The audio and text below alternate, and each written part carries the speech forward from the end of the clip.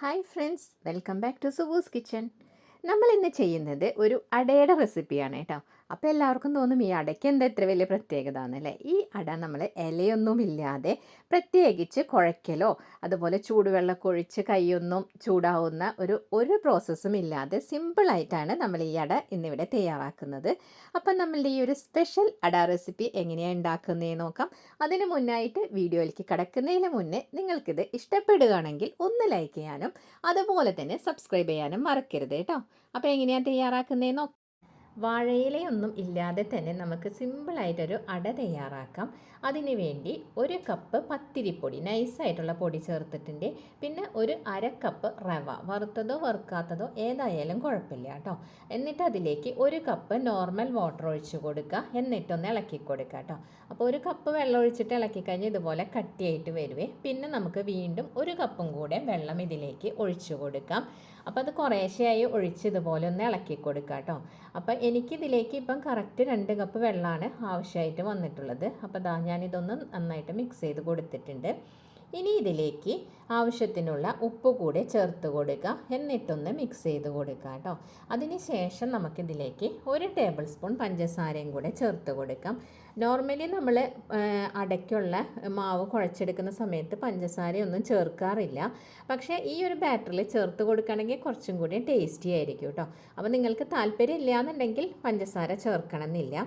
പഞ്ചസാരയും കൂടെ ചേർത്ത് മിക്സ് ചെയ്തതിന് ശേഷം ഒരു 1/4 ടീസ്പൂൺ ബേക്കിംഗ് സോഡയും കൂടെ ചേർത്തിട്ട് ഒന്നുകൂടെ മിക്സ് ചെയ്ത് കൊടുക്കുക. അങ്ങനെ മിക്സ് ചെയ്തതിന് ശേഷം നമുക്കൊരു 10-15 മിനിറ്റ് സമയം ഒന്ന് അടച്ച് മാറ്റി വയ്ക്കാം കേട്ടോ. അപ്പോഴേക്കും ആ ബേക്കിംഗ് സോഡയൊക്കെ ചേർത്തത് ഒന്ന് സെറ്റായി വരുവേ. ഇനി നമുക്ക് അടയിലേക്കുള്ള ഫില്ലിംഗ് തയ്യാറാക്കാം. അതിനുവേണ്ടി ഒരു പാത്രം എടുത്ത് 2 അച്ച് ശർക്കര എടുത്തിട്ടുണ്ട്. അതിലേക്ക് ഒരു അര കപ്പ് വെള്ളം ചേർത്ത് കൊടുക്കുക കേട്ടോ. എന്നിട്ടത് നന്നായിട്ട് തിളച്ച് വന്നതിന് ശേഷം നമുക്കിതിൻ്റെ അടിയിൽ, മിക്കവാറും ഇത് അച്ച് ശർക്കര ആയതുകൊണ്ട് അതിൻ്റെ അകത്ത് കല്ലും മണ്ണൊക്കെ ഉണ്ടാവാൻ സാധ്യതയുണ്ട്. അപ്പോൾ അത് മൊത്തമായിട്ട് ഉരുകി വന്ന ശേഷം നമുക്കിതൊന്ന് അരിച്ച് വേറൊരു പാനിലേക്ക് മാറ്റി കൊടുക്കാം. അപ്പോൾ ഇതാ ഇവിടെ ശർക്കരയൊക്കെ ഉരുകി വന്നിട്ടുണ്ട്. ഇനി ഞാനിതൊന്ന് തീ ഓഫ് ചെയ്ത് വേറൊരു പാത്രത്തിലേക്ക് ഒഴിച്ചു കൊടുക്കുകയാണ്. അപ്പോൾ അതിൻ്റെ കല്ലൊക്കെ ഒന്ന് മാറ്റിയെടുത്തിട്ടുണ്ട് കേട്ടോ. ഇനി അത് നന്നായിട്ടൊന്ന് തിളച്ച് വരുന്ന സമയത്ത് ഇതിലേക്ക് 1 കപ്പ് തേങ്ങ ചെരുകിയതും കൂടെ ചേർത്തിട്ട് നന്നായിട്ടൊന്ന് മിക്സ് ചെയ്ത് കൊടുക്കുക.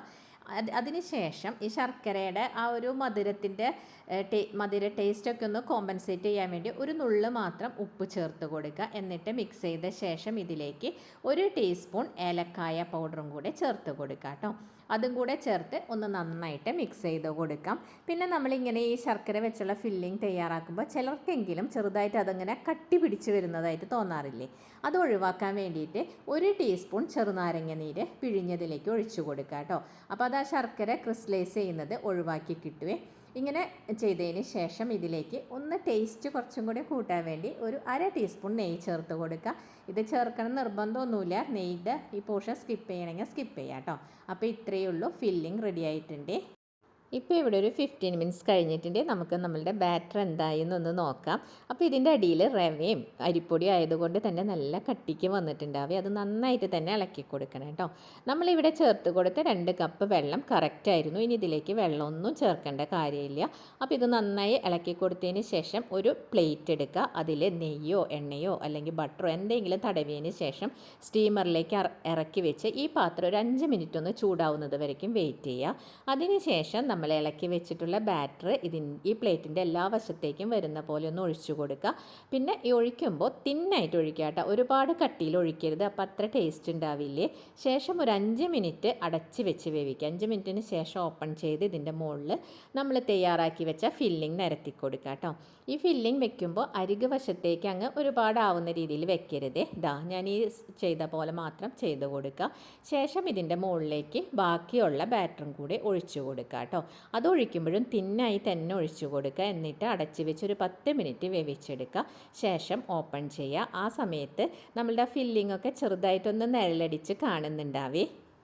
അപ്പോൾ ഇതൊന്ന് നന്നായി തണുത്ത് വന്നപ്പോൾ ഇതിൻ്റെ അരികുവശം ഞാൻ സ്പാച്ചുല വെച്ച് ഒന്ന് ഇളക്കി കൊടുത്തിട്ടുണ്ട് കേട്ടോ. ശേഷം ഇതുപോലൊരു പാത്രത്തിലേക്ക് കമഴ്ത്തിയിട്ടിട്ട് ഇങ്ങനെ എടുക്കുക കേട്ടോ. അപ്പോൾ അത് കറക്റ്റായിട്ട് കിട്ടും, ഒട്ടും തന്നെ ഒട്ടിപ്പിടിക്കുക ഒന്നുമില്ല. അപ്പോൾ അതാ സിമ്പിളായിട്ട് നമ്മളൊരു അട റെസിപ്പി ചെയ്തെടുത്തിട്ടുണ്ട്. ഇനി നമുക്കിതൊന്ന് കട്ട് ചെയ്ത് നോക്കാം. കട്ട് ചെയ്ത് ഇപ്പോൾ ഇതുപോലെ അങ്ങ് കട്ട് ചെയ്ത് കൊടുക്കാം കേട്ടോ. അപ്പോൾ അടിപൊളി ടേസ്റ്റാണ് കേട്ടോ, കഴിക്കാനായിട്ട് ടേസ്റ്റാണ്, ഉണ്ടാക്കാനും സിമ്പിളല്ലേ. നോക്കൂ, നമ്മൾ തിന്നായിട്ട് ഇതിൻ്റെ ഈ ബാറ്റർ ഒഴിച്ച് കൊടുത്തത് കൊണ്ട് തന്നെ വളരെ തിന്നായിട്ടാണ് അതിൻ്റെ രണ്ട് മോൾ വശവും കീഴ്വശവും ഒക്കെ കിട്ടിയിട്ടുള്ളത്.